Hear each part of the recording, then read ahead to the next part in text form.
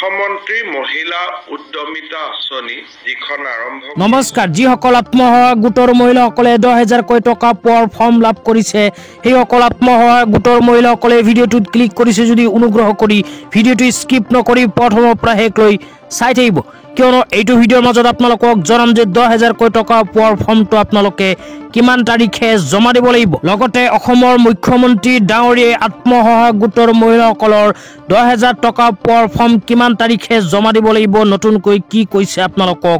এইটো ভিডিঅ'ৰ মাজত বিস্তাৰিত জনাই দিম অনুগ্ৰহ কৰি ভিডিঅ'টো স্কিপ নকৰি প্ৰথমৰ পৰা শেষলৈ চাব আৰু মোৰ চেনেলত নতুন হলে প্লিজ চেনেলটো সাবস্ক্ৰাইব কৰি মোৰ লগত থাকিব তো বলক ভিডিঅ'টো আৰম্ভ কৰি এই বিষয়ত আমি বিস্তাৰিত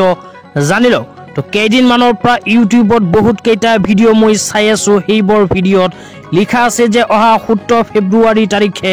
আত্মসহায়ক গোটৰ মহিলাসকলে 10,000 টকা পোৱাৰ ফৰ্মটো জমা দিব লাগিব অহা 17 ফেব্ৰুৱাৰী তাৰিখে আত্মসহায়ক গোটৰ মহিলাসকলে 10,000 টকা পোৱাৰ ফৰ্ম জমা দিব লাগিব নে নাই এইটো খবৰ সঁচা নে মিছা এইটো ভিডিঅ'ৰ মাজত আপোনালোকক বিস্তাৰিত জনাই দিম অসমৰ মুখ্যমন্ত্ৰী ডাঙৰীয়াই ফৰ্ম জমা দিয়াৰ কথা কি কৈছে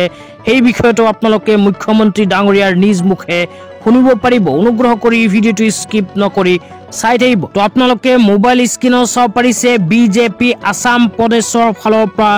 আত্মসহায়ক গোটৰ মহিলাসকলৰ কাৰণে এনেকুৱা এখন আপডেট প্ৰদান কৰিছে ইয়াতে কোৱা অনুযায়ী আত্মসহায়ক গোটৰ মহিলাসকলে প্ৰথম বছৰ লাভ কৰিব 10,000 টকা আৰু 10,000 টকাটো পোৱাৰ পিছত যদি টকাখিনিৰ সৎ ব্যৱহাৰ কৰে তেন্তে আকৌ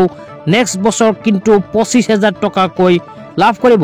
এই 25,000 টকাৰ ভিতৰত 12,500 টকা চৰকাৰে প্ৰদান কৰিব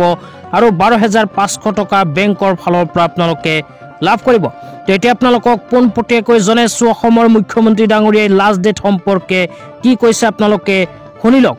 ফৰ্মসমূহ পূৰণৰ ক্ষেত্ৰত আইমাতৃসকলে এমাহ সময় লাভ কৰিব আৰু যদি এমাহতো কাৰণ ইয়াত বিজনেছ প্লেন আদি দিব লাগিব গতিকে এমাহতো যদি কিবা কাৰণত নহয় পিছলৈ আমি 15 দিনো আগবঢ়াই দিব পাৰিম ইয়া আপোনালোকে শুনিব পাৰিলে অসমৰ মুখ্যমন্ত্ৰী ডাঙৰীয়াৰ মন্তব্য অহা 17 ফেব্ৰুৱাৰী তাৰিখে কিন্তু আত্মসহায়ক গোটৰ মহিলাসকলে 10,000 টকা পোৱাৰ ফৰ্ম জমা দিব নালাগিব কিয়নো অসমৰ মুখ্যমন্ত্ৰী ডাঙৰীয়াই কোৱা অনুযায়ী আত্মসহায়ক গোটৰ মহিলাসকলৰ ফৰ্ম জমা দিয়াৰ কাৰণে এক মাহ সময় প্ৰদান কৰিব এক মাহতো যদি নহয় তেন্তে আকৌ 15 দিন বঢ়াই দিব তো এই কথাৰ ভিত্তিত আপোনালোকক ক'ব পাৰো যে আপোনালোকে হয়তো চলিত ফেব্ৰুৱাৰী মাহৰ শেষত নাইবা মাৰ্চ মাহৰ প্ৰথমত 10,000 টকাৰ ফৰ্মটো জমা দিব লাগিব তো আজি ইমানেই